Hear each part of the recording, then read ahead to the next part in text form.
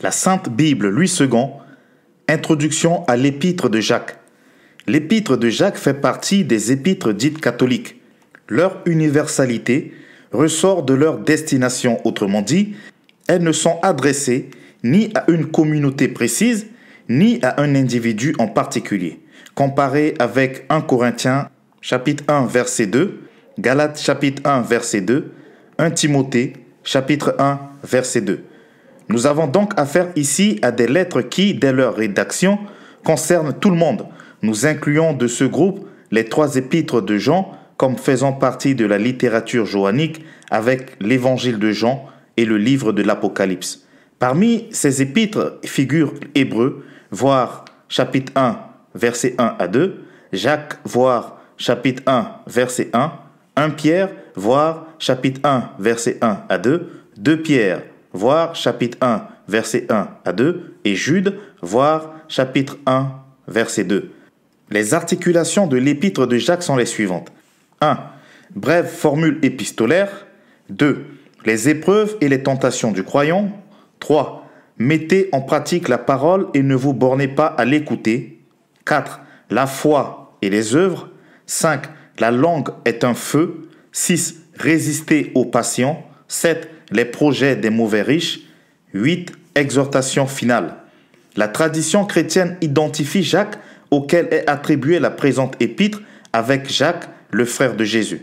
Marc, chapitre 6, verset 3, qui, comme les autres frères de Jésus, dut d'abord se préserver à croire en lui. Jean, chapitre 7, verset 1 à 5. Mais il joua finalement un rôle important dans l'Église primitive. Il fut temporairement chef de l'Église de Jérusalem. Actes, chapitre 15, verset 13, 21, verset 18, 1 Corinthiens, chapitre 15, verset 7, et aussi Galates, chapitre 1, verset 19. L'épître de Jacques est une circulaire adressée aux 12 tribus qui se trouvent dispersées. Chapitre 1, verset 1. Elle est construite autour d'un ensemble d'exhortations éthiques et religieuses. Elle étonne par l'absence d'éléments du message de la bonne nouvelle du salut de Dieu en Jésus-Christ. On y retrouve toutefois le nom du Seigneur Jésus comme personnage central de la correspondance. Cette épître porte sur l'engagement pratique et concret du chrétien. Les épreuves de la vie en Christ doivent être un sujet de joie parce qu'elles produisent la patience. Chapitre 1, verset 2. Il faut donc être prompt à écouter, mais lent à parler et surtout à se mettre en colère, car la colère de l'homme n'accomplit pas la justice de Dieu. Chapitre 1, verset 19. La foi chrétienne doit nécessairement s'accompagner de bonnes œuvres qui la confirment. Mes frères, que sert-il à quelqu'un de dire qu'il a la foi s'il n'a pas les œuvres? Chapitre 2, verset 14. Ainsi, l'image du corps sans âme illustre la foi des chrétiens qui se limitent à écouter la parole de Dieu sans s'efforcer de la mettre en pratique. L'épître de Jacques est la plus juive des épîtres malgré la pureté de la langue grecque. Elle s'adresserait donc effectivement aux 12 tribus dans la dispersion. Cette mention rappelle la désignation des ancêtres des Juifs dans l'Ancien Testament. Il faut toutefois atténuer cette adresse puisqu'il est dit ailleurs que ces destinataires ont la foi au Seigneur Jésus-Christ. Chapitre 2, verset 1. Épître de Jacques, chapitre 1er. Jacques, serviteur de Dieu et du Seigneur Jésus-Christ, aux 12 tribus qui sont dans la dispersion, salut. Mes frères, regardez comme un sujet de joie complète les diverses épreuves auxquelles vous pouvez être exposés, sachant que l'épreuve de votre foi produit la patience. Mais il faut que la patience accomplisse parfaitement son œuvre afin que vous soyez parfaits et accomplis sans faillir en rien. Si quelqu'un d'entre vous manque de sagesse, qu'il la demande à Dieu, qui donne à tous simplement et sans reproche, et elle lui sera donnée. Mais qu'il la demande avec foi, sans douter, car celui qui doute est semblable au flot de la mer, agité par le vent et poussé de côté et d'autre. Qu'un tel homme ne s'imagine pas qu'il recevra quelque chose du Seigneur. C'est un homme irrésolu, inconstant dans toutes ses voies. Que le frère de condition humble se glorifie de son élévation, que le riche, au contraire, se glorifie de son humiliation. Car il passera comme la fleur de l'herbe. Le soleil s'est levé avec sa chaleur ardente, il a desséché l'herbe, sa fleur est tombée et la beauté de son aspect a disparu. Ainsi, Le riche se flétrira dans ses entreprises.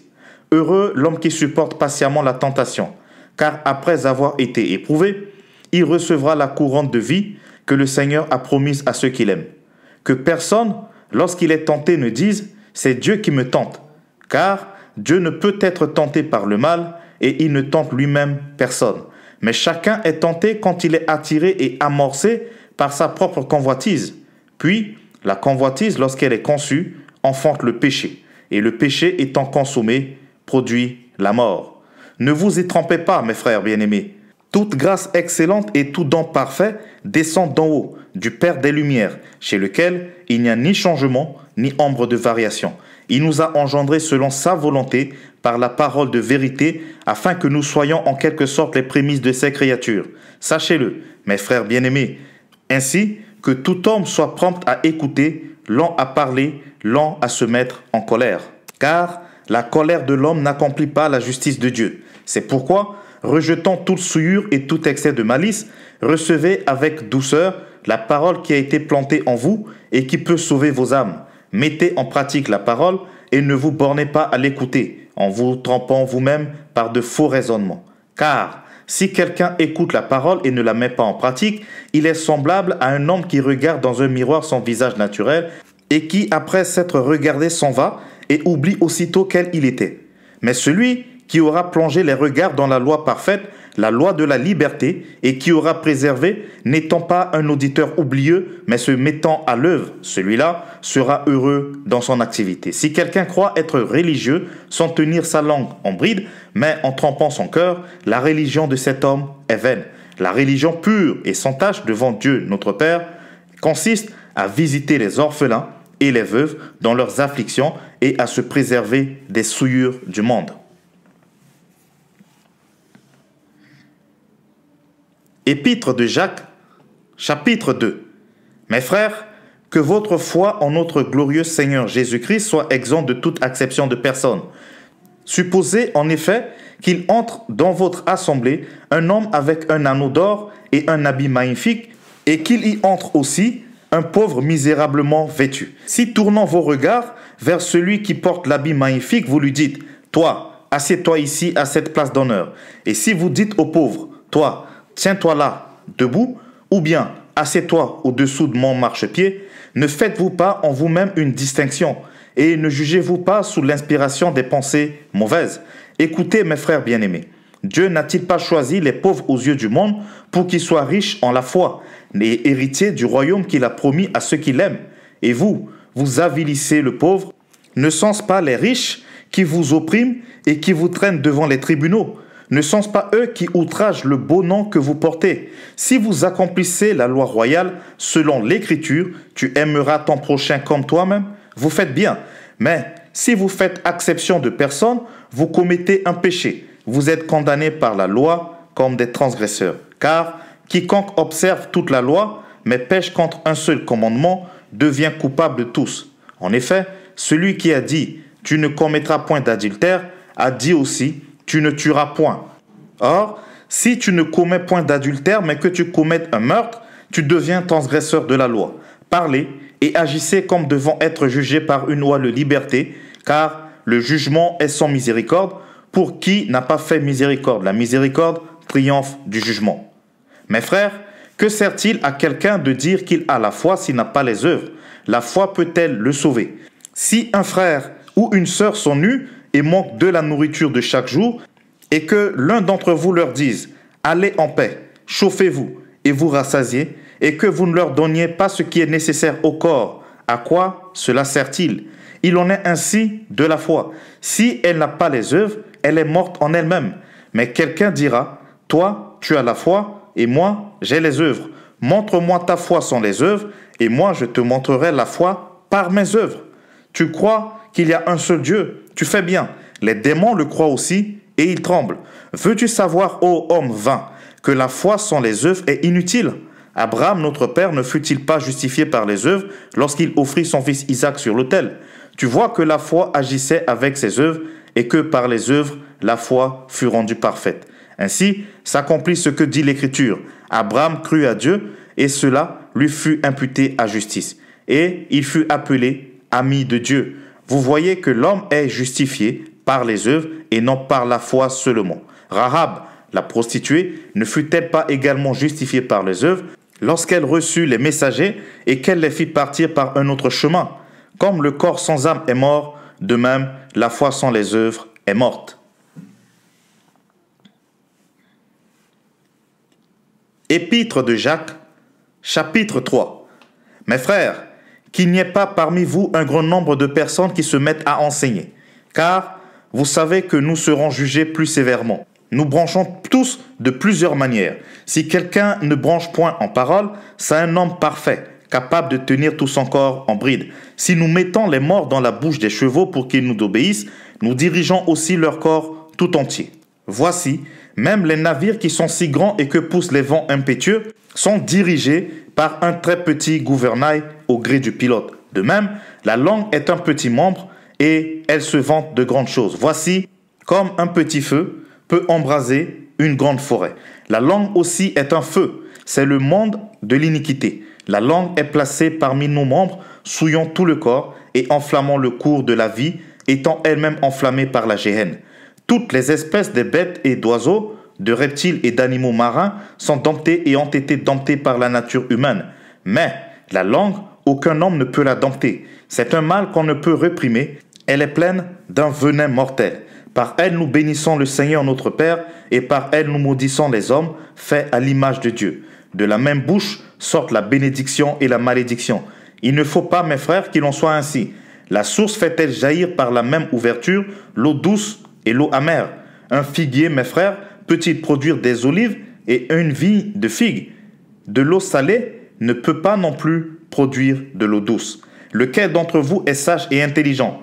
Qu'il montre ses œuvres par une bonne conduite avec la douceur de la sagesse. Mais si vous avez dans votre cœur un zèle amer et un esprit de dispute, ne vous glorifiez pas et ne mentez pas contre la vérité. Cette sagesse n'est point celle qui vient d'en haut, mais elle est terrestre, charnelle, diabolique. Car là où il y a un zèle amer et un esprit de dispute, il y a du désordre et toutes sortes de mauvaises actions.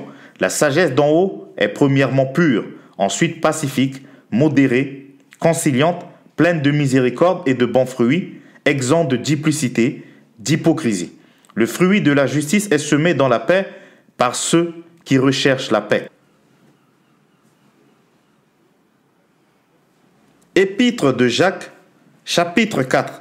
D'où viennent les luttes et d'où viennent les querelles parmi vous? N'est-ce pas de vos passions qui combattent dans vos membres? Vous convoitez et vous ne possédez pas. Vous êtes meurtriers et envieux, et vous ne pouvez pas obtenir. Vous avez des querelles et des luttes, et vous ne possédez pas, parce que vous ne demandez pas. Vous demandez, et vous ne recevez pas, parce que vous demandez mal, dans le but de satisfaire vos passions.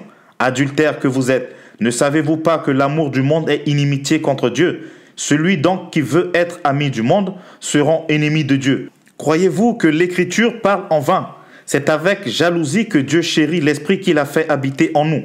Il accorde au contraire une grâce plus excellente. C'est pourquoi l'Écriture dit « Dieu résiste aux orgueilleux, mais il fait grâce aux humbles. » Soumettez-vous donc à Dieu, résistez au diable, et il fuira loin de vous. Approchez-vous de Dieu, et il s'approchera de vous. Nettoyez vos mains pécheurs, purifiez vos cœurs, hommes irrésolus. Sentez votre misère, soyez dans le deuil et dans les larmes, que votre rire se change en deuil, et votre joie en tristesse. Humiliez-vous devant le Seigneur, et il vous élèvera. Ne parlez point mal les uns des autres, frères. Celui qui parle mal d'un frère ou qui juge son frère parle mal de la loi et juge la loi. Or, si tu juges la loi, tu n'es pas observateur de la loi, mais tu en es juge. Un seul est législateur et juge. C'est celui qui peut sauver et perdre. Mais toi, qui es-tu qui juge le prochain? À vous maintenant qui dites « aujourd'hui ou demain », nous irons dans telle ville, nous y passerons une année, nous trafiquerons et nous gagnerons. Vous qui ne savez pas ce qui arrivera demain, car qu'est-ce que votre vie? Vous êtes une vapeur qui paraît pour un peu de temps et qui ensuite disparaît. Vous deviez dire au contraire, si Dieu le veut, nous vivrons et nous ferons ceci ou cela. Mais maintenant, vous vous glorifiez dans vos pensées orgueilleuses. C'est chose mauvaise que de se glorifier de la sorte. Celui donc qui sait faire ce qui est bien et qui ne le fait pas commet un péché. Épître de Jacques, chapitre 5. À vous maintenant, riches, pleurez et gémissez à cause des malheurs qui viendront sur vous. Vos richesses sont pourries et vos vêtements sont rongés par l'étain. Votre or et votre argent sont rouillés, et leur rouille s'élèvera en témoignage contre vous et dévorera vos chairs comme un feu. Vous avez amassé des trésors dans les derniers jours. Voici le salaire des ouvriers qui ont moissonné vos champs et dont vous les avez frustrés. Cris et les cris des moissonneurs sont parvenus jusqu'aux oreilles du Seigneur des armées. Vous avez reçu sur la terre, dans les voluptés et dans les délices, vous avez rassasié vos cœurs au jour du carnage. Vous avez condamné, vous avez tué le juste qui ne vous a pas résisté. Soyez donc patients, frères, jusqu'à l'avènement du Seigneur. Voici, le laboureur attend le précieux fruit de la terre, prenant patience à son égard, jusqu'à ce qu'il ait reçu les pluies de la première et de l'arrière-saison. Vous aussi, soyez patients, affermissez vos cœurs, car l'avènement du Seigneur est proche. Ne vous plaignez pas les uns des autres, frères, afin que vous ne soyez pas jugés. Voici, le juge est à la porte. Prenez mes frères pour modèle de souffrance et de patience les prophètes qui ont parlé au nom du Seigneur. Voici, nous disons bienheureux ceux qui ont souffert patiemment. Vous avez entendu parler de la patience de Job et vous avez vu la fin que le Seigneur lui accorda. Car le Seigneur est plein de miséricorde et de compassion. Avant toute chose, mes frères, ne jurez ni par le ciel, ni par la terre, ni par aucun autre serment, mais que votre oui soit oui et que votre non soit non, afin que vous ne tombiez pas sous le jugement. Quelqu'un parmi vous est-il dans la souffrance?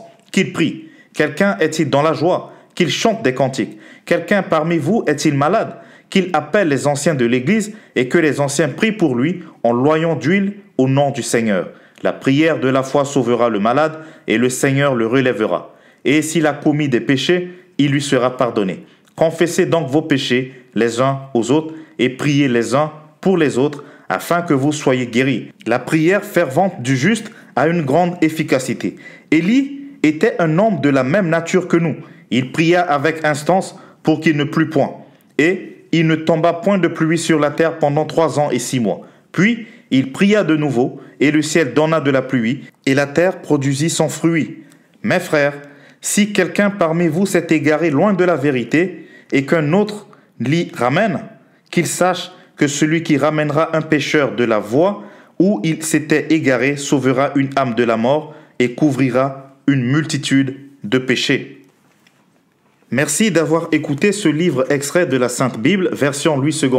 Pour plus de ressources, abonnez-vous à la chaîne et partagez l'épisode au maximum afin que ceux à qui cette bonne nouvelle est destinée la reçoivent au nom puissant de Jésus-Christ, notre Seigneur et Sauveur.